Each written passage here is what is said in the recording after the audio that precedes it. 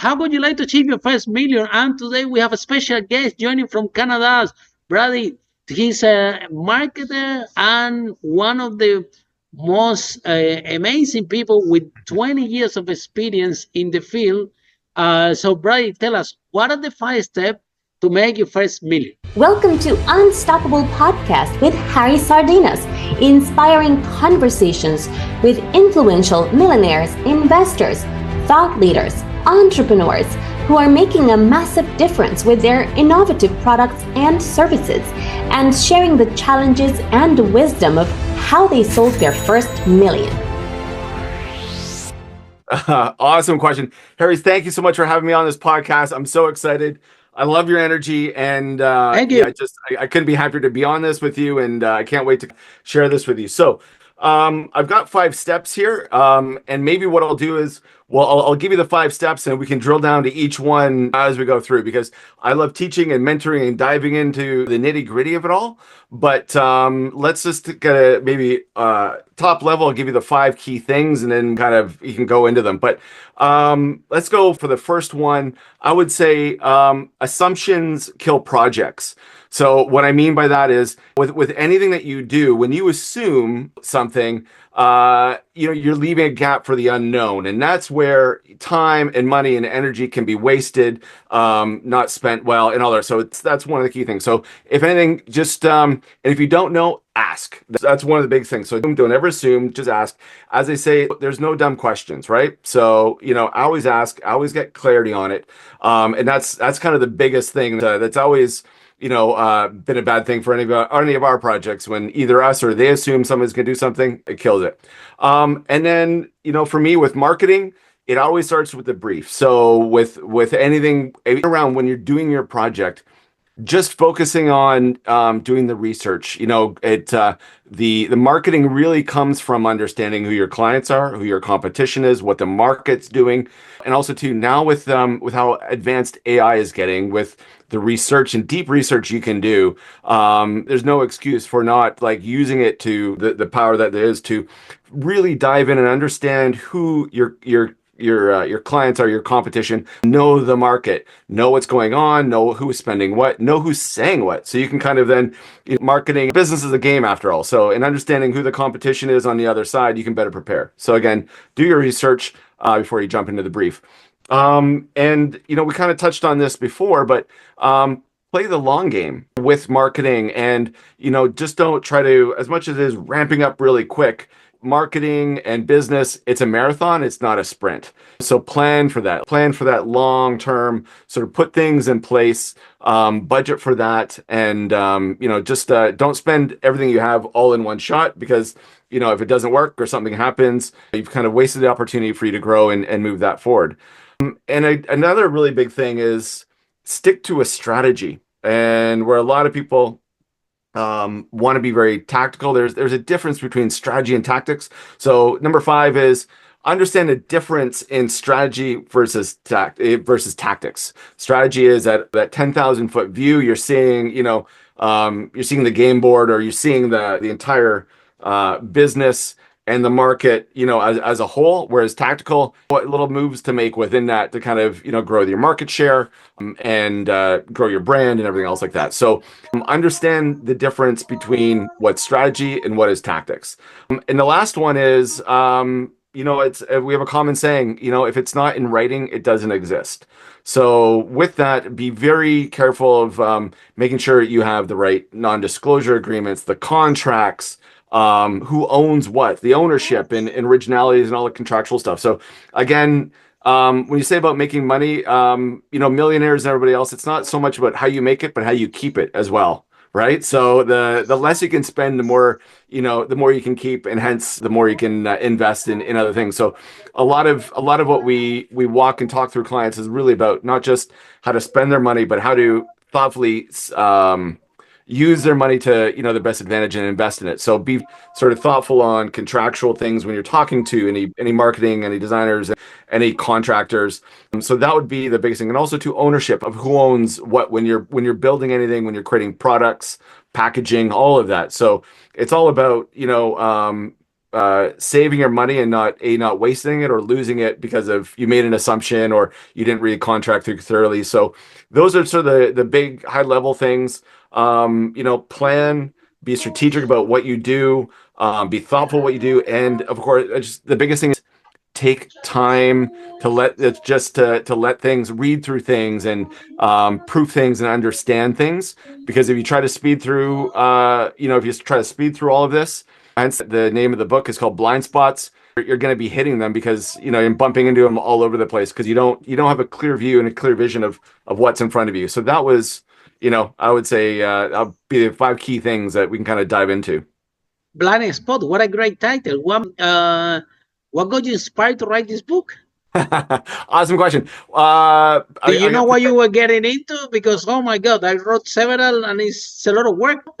It is, honestly, it's much of a passion project, but like and all the entrepreneurs know, the entrepreneurial path isn't straight. And as you see and find things that are out there, you get inspired by it, and you go down one path, it doesn't work. So really, it was a book that came out of a passion to help to mentor people. And it was through a discussion of a couple friends that approached me that said, hey, we've got these problems, one being their designer that they worked on for brochures and branding and all this stuff, their hard drive crashed. And they came to me and said, what can we do? This designer basically doesn't have the files anymore. Wow. That's a problem. Big one. Exactly. What do we do? And I'm like, my first question to my friend would be, where's your copy of it all? Where's your versions of the logo? And like, you paid for them. Where's your copy? And again, here's this word I'm going to use again and again, is that they assumed that the designer had them, right? In other, they assumed that the person you say about the assumptions. What you say about assumptions. Exactly. So they assumed all of that, kind of where it came from. And then literally within the same week, a woman who we did this beautiful book for, she hired an illustrator to do these beautiful illustrations. It was a book about meditation, and this illustrator did these beautiful Indian-esque, elaborate illustrations. Mm-hmm. And then a year later, she found the illustrator was selling those same illustrations and design on throw pillows and stuff on the Etsy store. And so she came to me being like kind of very worried because she thought, it would affect her brand to have more of the same design out there. And the first question I asked her was, where's the licensing agreement for the illustrations? Like, it's kind of like going, an analogy we use in the book.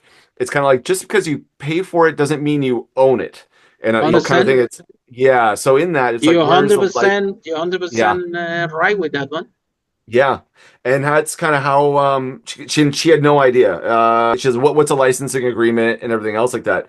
And so it, I explained to her what it was. And really, again, it comes down to the reason I kind of wrote this book was like, I realized there's so many questions that, our startups and entrepreneurs and people that are doing their side hustle who don't do marketing in their regular job, they don't know what questions to ask. And as I was sort of writing out the book and I was interviewing, friends and clients and everybody that I kind of knew, being like, hey, where have you made the biggest mistakes in your business in marketing? Tell me, what were the worst project mistakes? So I can tell you loads. We can be here until tomorrow. If you ask me this question, until tomorrow we're gonna be here. Right. And there's all these things. And it really came down to the assumptions that we make and not asking the right questions or not knowing what to ask. So, I went on this path again, that started about 4 years ago it started off small as a little list and then it kept on growing. And the more I really wanted to create something that had value in it. Just like Harry, it's very much, my time is valuable. And when I read something or when I listen to something and I feel as though they're not really getting into the meat of it, they're kind of scratching the surface. And I'm like, there's wasted time. And nothing annoys me more than not getting any content from wasting my time of just listening to someone talk when there's no real value there. And I was like, okay, this is going to be the opposite of that. I'm going to pour as much of my knowledge and everything else into this that I possibly can, not from an overwhelming side, but from a usefulness side. So absolutely. And also how it's thank you so much. So, yeah. Thank you so much. That's great. Yeah. So that's kind of where that's the story of where it started is just talking to my friends and figuring out what were their worst business mistakes when it came to hiring marketers or marketing project and all that. Oh So my God. yeah, Or doing your own marketing, yeah. I remember yeah, I used to own a restaurant, telling you, I don't know, 15, 16 years ago. yeah, And I had this brilliant idea that I'm going to do flyers. yep. And it was buy one and get one free. I used to own a tapas restaurant. Yeah. Okay. So Uh-oh. I I hear go this there. going. I hear this wrong. I hear. I go I might there know. and I Yeah. design my flyer myself with my designers and whatever. And I sent to print 20,000 flyers. So I print them. And my restaurant was in London, in Brick Lane. So we distribute all these flyers all around the neighborhood and Yeah. everything. Guess what happened? I forgot to put in the flyer when the offer expires. Oh. And in mine, so there is 20 of those flyers all over the neighborhood, and the people that, because there were 20,000 of them, they were dumping them in the pub by Oh my packs like goodness. this. Yep. So the people in the pub around the corner, they say, hey, this is brilliant. They pick loads of them, a pack like that, and they were showing up in my restaurant. Oh yeah, with eating buy one and get one free lifetime.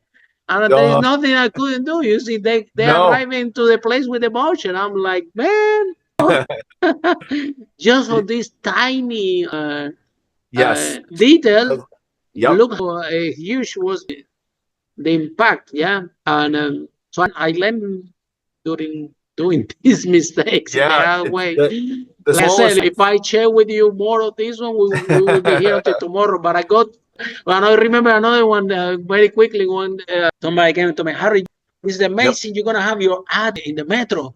I'm like, wow, it's gonna be my company in the metro. Yeah, it's gonna work fantastic. And I'm like, how much it is? No, it's 2 year commitment. You have to pay like 3K per month and whatever. But you're gonna Yep. be in the metro in Liverpool Street in London. I'm like, wow, gonna be the big deal. My business is gonna be the big deal. I'm gonna have a lot of clients, and then the ad is there, and no one is coming. After 3 months, I go there. I said, "Look, let me see my ad. Where is it? I don't understand." And yes, it was in the metro, but it was in a place that my ad was here, and in front of the ad, it was a hallway where everybody walked really fast because everybody was worried that I'm gonna miss the train. So it doesn't happen that thousands and thousands of people are Yep. walking this station. Zero are gonna see my ad because it's exactly in a place in the station that people pass by so fast that there is no way that they can. It's not like you're sitting and waiting and the ad is in front of you. That would be. I learned this out of that one. So next Yep. time I need to ask where are you gonna put the ad in Well, the I thought you, I in thought the you were going to station. say. I thought you were going to So say you missed something. A lot of times people say I did all this, but the phone number was wrong or the address wasn't on it. I yeah. did all this stuff. We did this beautiful ad, talked about it, but I didn't put the address in. And it was one of those things Yeah. where it was. We forget just proofing is such a big thing, and hiring or just spending a little bit of money on hiring an editor to read through some of the copy. Is one of the most valuable things. But again, Yeah. something to extend a little bit more. But then, I cannot even turn out of the graphic designer that did the flyer because he doesn't know. He's just a Yep. graphic designer. He did the flyer with the design that I suggest to them, and he can make more Yep. pretty with the font, but he's not a marketer. He's a graphic designer, so I cannot expect that the graphic designer tell me, hey, you forgot the expiry date. This Yeah. doesn't work.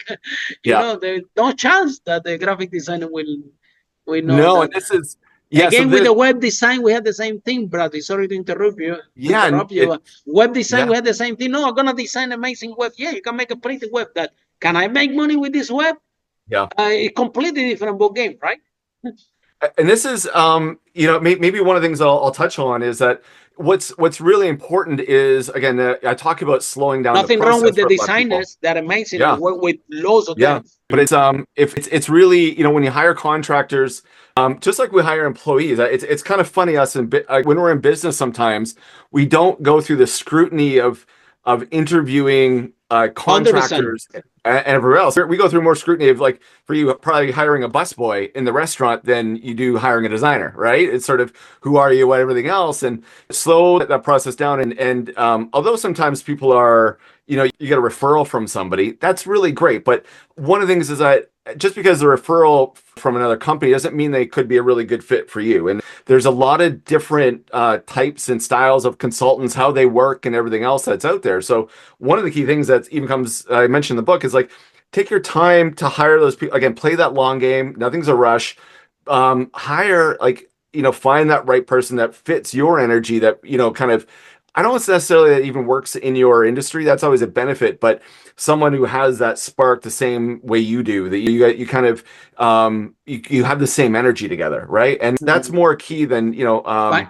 going out and, having a referral from somebody about a writer or about web design purpose. And there's lots out there. So take your time and hire the one that works for you. Assumptions, Brady. This is a really powerful concept that you brought to this broadcast today.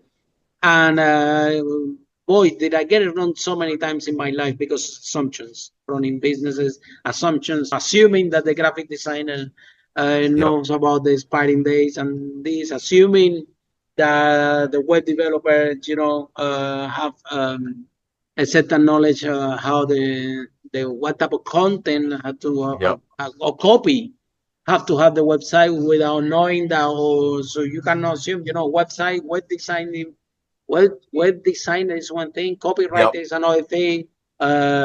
Same thing with when you design that, and all these concepts make together, and you, because you don't know, and again, because we hire so fast, right, and ask the right question, we end up doing assumptions, and when things doesn't work, you find out that is is you who make an assumption that you're expecting from someone to create actually something that is impossible to that person to do, because you need different skills in order to make whatever you want. But Brady, marketing and branding. Why 20 years ago you decided this is what you want to do as an entrepreneur? You know how many marketing agencies out there? No, there's. You know how so competitive many. it is. It is. You thought that was a good idea? Yeah, I have a huge passion for it, and that's how, I can tell. When you find what you love to do, no matter what, you sink your teeth into it. And I think sometimes people's brains are wired in really specific ways, and that's something where I am, tell you the truth, Harry, I'm absolutely awful at words and verbiage. I can't play Scrabble. I hate crosswords because that's not how my brain organizes information. But when it comes to visuals and it comes to sound and all that stuff, wow. it is like a never-ending sponge, and it loves it. But wow. I think part of it too is I can connect certain things. So for me, it was always that passion of telling a visual story, and also do my sheer curiosity for everything around it. And to be honest, I really wanted a job where I could learn something new regularly, like almost every day. I did not I was afraid to get bored.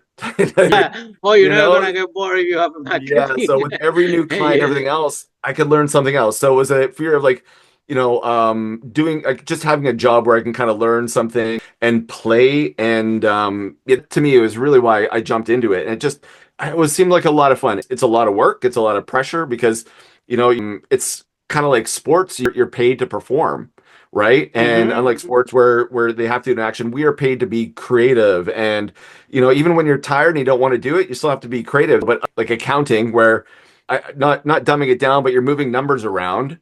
With creative, you kind of really have to think in another way. It's not just given there or going to the regular. But why you decide to have your own business? With the skills that you have, you could work in any marketing agency for a big corporation. They can pay you a lot of money, and you're gonna be fine. Why jumping into uncertain? I know. I would just want to hear from you. Why do you jump into the uncertainty to become an entrepreneur?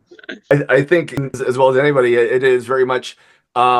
We have something in us that just makes us want to do we see a bigger picture. We see maybe a better way to do something. We want to be challenged every day. We want to build our own thing. There's just that fire in us that when working for the same person, I'm just not wired to do the same thing every day. Although it's different. I like achieving things. I like those mountains. I like testing myself. From where you think it came? Do you have any member of your family as an entrepreneur? Do you read any book? Do you have any friend Where do you think that this? I know I agree with you 100%. We have it within ourselves, but any external factor that you think that can also maybe with regardless that we have it within ourselves. Mm. This sometimes you have that friend, you have that book, you have this family member that is like fuel. That Oh yeah. so who was in your case, if it was any? Yeah. You know what? I do. No one's ever asked me this question. It's such a great question. And as you're asking this, I was going back and I was getting memories. Okay, where did this start? And it's such a really awesome question. And again, it made me kind of go a little bit deeper and think about where it started.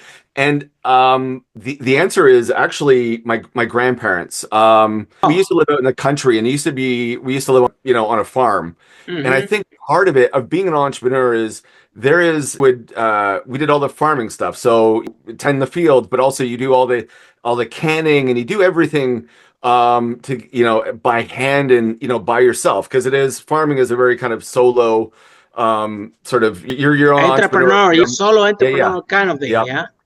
And there is such satisfaction in the reward of like at the end of the season as you're picking carrots from the ground, eating those carrots. Like there's such like, oh, I did this. And there's I produced something, right? Yeah, you did. And there's such acknowledgement of reward and that feeling of like I did something. Yeah. And it's kind of like, wow, with effort and hard work, here's the outcome for that. So I think if you really go back really far to those roots, that's kind of where the entrepreneur started, is getting that reward, that satisfaction of creating and building and making something, from scratch. And I think that's really where it started. But then both my mom and my dad were very opposite. My dad being very engineer, he was very mechanical. Like he was a tool and die guy, and then a mechanic, and then he was doing robotics. So he was very much the builder, the engineer, the math and sciences kind of side of the family. And then my mom was the opposite, with being like, she is incredibly artistic, and that's sort of like anything. Wow. I think so Creative, yeah. being both of those and seeing that.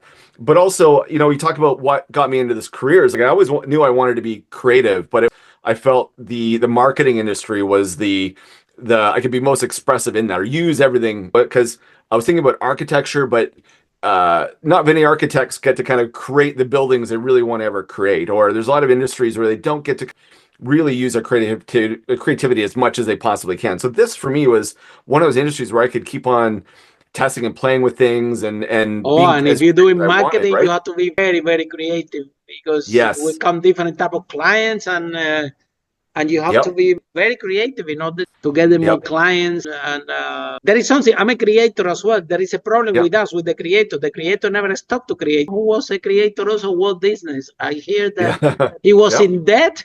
And still the guy is drawing, and when he was in debt, everything was about to collapse, he drew Mickey Mouse, and then that completely different story from there. So what happened is that the creator never stopped to create. When we hiring people in our company, Lily, my girlfriend, she's also a creator. So we also tell our team, look, we need doers. We don't need no more people with ideas in the company. We got those.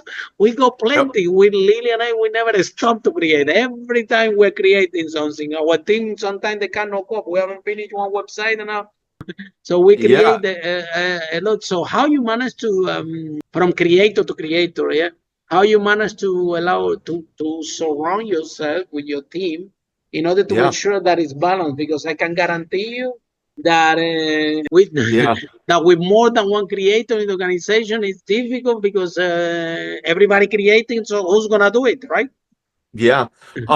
Here's again, going back to kind of my history of that being, the farming, of the aspect of like, you still have to put in the work as creative as you want to, you still have to put into work. And also, if you think about, with the engineering side, the balance of the engineering and creative side of my mom, my father, the mechanical, is that engineering, really great things. Like you look at like Leonardo da Vinci, as much as he was drawing and everything else, he was also thinking in a real way, the mechanical way, how things actually work. And as creative as you want, it still has to mechanically or thoughtfully work. And I think that also for me I had this one boss that told me, he's like, you're a creative person, but with a business mind, because as part of the success I've had is because it's not just about being creative, but it has to be functional. Like, it has to work for a purpose. And that's even the partners and around me. We can be as creative as we want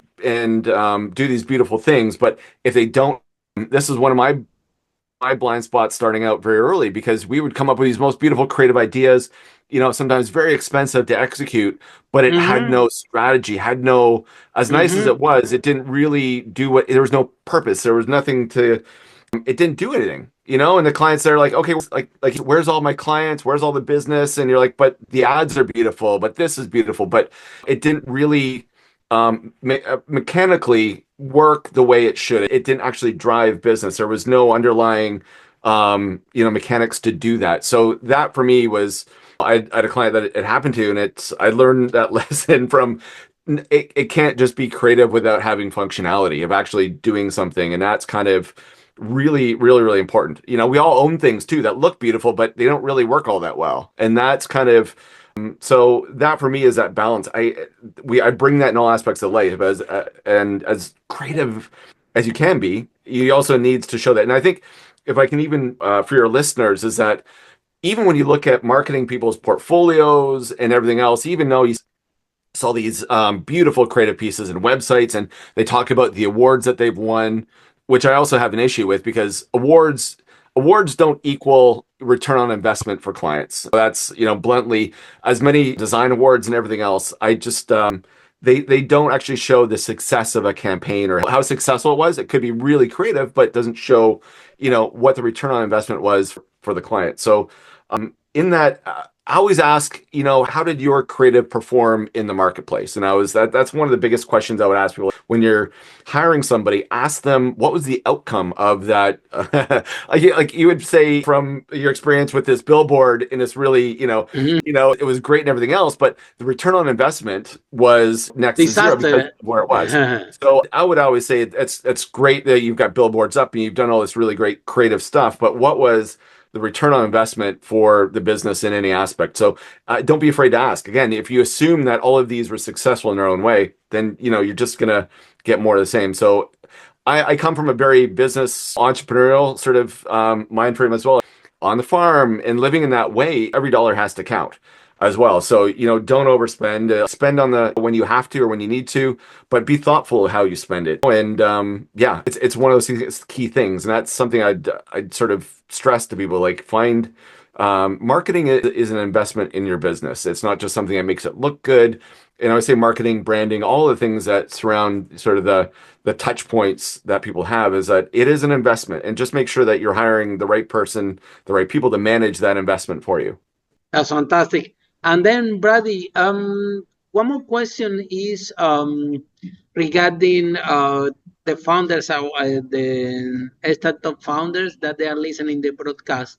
Um, why the when starting a business, right? Yep. We notice always that the entrepreneurs they're very product focused. They want to put all the money, time, and energy in design a wonderful product, and then when they run out of funds and resources and they cannot sell anything, they just come to you, Brady, can you help me out? So how can we, what message do you have for those entrepreneurs that don't take sales and marketing seriously, especially when they are starting the business, and they think that because they have an amazing product, that's it. Yeah. That they thought that it's gonna solve a problem, that this is gonna sell by itself, and even worse, that what Yeah. actually they create is what they want, what the market want, and how much Yeah. they're willing to pay for it. Because sometimes in the startup world, we find very common that we have those entrepreneurs with this amazing product that they have designed that they are gonna change the world, and this product is so Yeah. good that I would say by themselves. So now they remortgage the house, they ask all the money for family and friends, they develop this. Sometimes it should be an MVP, minimum viable product, and everybody Yep. forget the M and no minimum Yep. anymore. It's an amazing product, and then when everything is exhausted, no resources, now they come to see you for help. So, Yeah. uh, seen it several times. Yes. So, what message do you have for those entrepreneurs? And that's why sometimes you see a lot of VCs and angel investors telling to the founders, forming your next project. Yeah, Yeah. knowing that one. And this So, is yeah, the message, it's the old sort of story of just, when you open a store, just because you open a store doesn't mean people will show up and shop. oh, tell And me it's about it. I got stories and it about that is one also. and it is it's very much that is like you've you have to budget for this. And I think from the beginning, again, to kind of circle back to one of the key things is do that market research. And one of the key things is that if you know what the market is and what your competition is investing, and maybe it's not even excuse me, not even dollar wise, but maybe a percentage of, let's say they make just roughly, the revenue is $10 million a year, but they're spending, a million of that on advertising. Then 10% of your whatever you raise should probably go to marketing or whatever, or just marketing, branding, and all that stuff. So it comes down to that research of the industry, of understanding what your competition is selling. It's you can have the most amazing product, but if it shows up in the market, no one knows about it, or it can't even make it into the market because you spent all that money on the R&D of it or everything else, then it's just going to show up flat. And then the only thing you're out there scrambling to get more funding. But it goes back to those original things, is that it's very much about do your research and understand the audience, and understand who your competition is, what the market is, what it's selling, and all of that. And it comes down to, one of the key points at the very beginning, one of your top five things, which, it was, great marketing starts before the brief, and play that long game. It is about, understanding, do a 2-year plan from there. So, we actually work with a lot of, my agency works with a lot of private equity and VC funds for this exact reason, because there's that gap between, when they get the money 100%. versus when people, business and everything else. Because we've all worked with companies being like, hey, we just got $10 million investment, but we now need you to build a website and a marketing campaign for like $50,000 for such a small fraction of it. And you're like, this is barely going to make a dent, Yeah, even show people recognizable. yeah. It And doesn't make no, sense. yeah, And they want to achieve X millions in sales, yeah, and it's ridiculous because they want to put the rest in development. If it's a yeah. tech company, they want to make the software better, and we're like, hey, try to sell it. Yeah. Maybe Yeah, and here's I would also just, and people can actually, they when they'll be able to feel this, because just think about how noisy the world is now. Everybody's vying for your attention on a regular basis. So that you save at the end for marketing, you have no option. So just think about how noisy the marketplace is in general, and all Mhm. aspects, and you have to slice through that, you know, in a very thoughtful and effective way. And you got to make sure that whatever you have to do that you have, you have enough left over to be able to do that and to be thoughtful of it, because it just, otherwise you're just gonna, in an ocean of noise, you're all but be like a little, a little buoy out there, you're going to be nothing but a rowboat in the ocean, right? And it's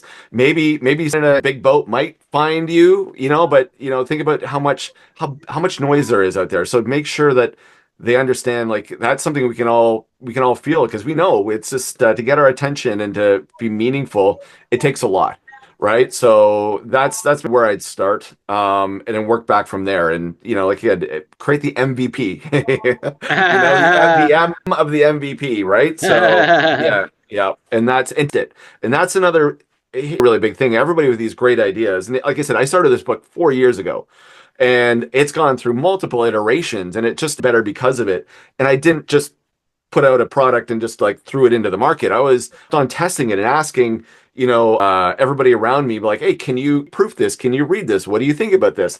And, I built it slowly, and thoughtfully, and shared it, and got the response from the market. So when I came to the market, everybody I showed this to, and everybody, that wow, okay, I get this, and I would have had that if I didn't do that. So that's one of the key things is really, do the minimal product and test it, and that way too, you also build that following of people as it grows, even before you launch.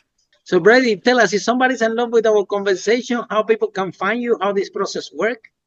Yeah. Tell us about your book. Where can we buy this book? If it's ready, it's not ready. What is it? Yeah, it's yeah, absolutely. It's ready to go. One of the best places to find me, okay, to start off, and if anybody wants to have a conversation, and I offer this to, everybody that's there, is that the best place to find me is on LinkedIn. But what I offer is, like, if you're in a situation. Can you mention it, Brady? How can they find you on LinkedIn? Because some people might be listening in the car. They can find me. My first name is Brady, Brady, Dahmer, Dahmer. Yep, and that's LinkedIn is best place to me. And if you find yourself in a sticky situation with a contractor, anything to do with marketing or branding, in all of that, reach out to me on LinkedIn. But to really, get really, deep knowledge, that I have. They can find me on blindspotshandbook.com. It's also to where all my LinkedIn and Instagram, all the rest of that stuff is. So blindspotshandbook.com is where they can purchase the book. It's all ready to go. It's they can get it print and shipped. It's all on Amazon right now as well. So you can search for Blindspots Handbook on Amazon as well. But that's probably the two key places that they can find me and track me down. So if that's this.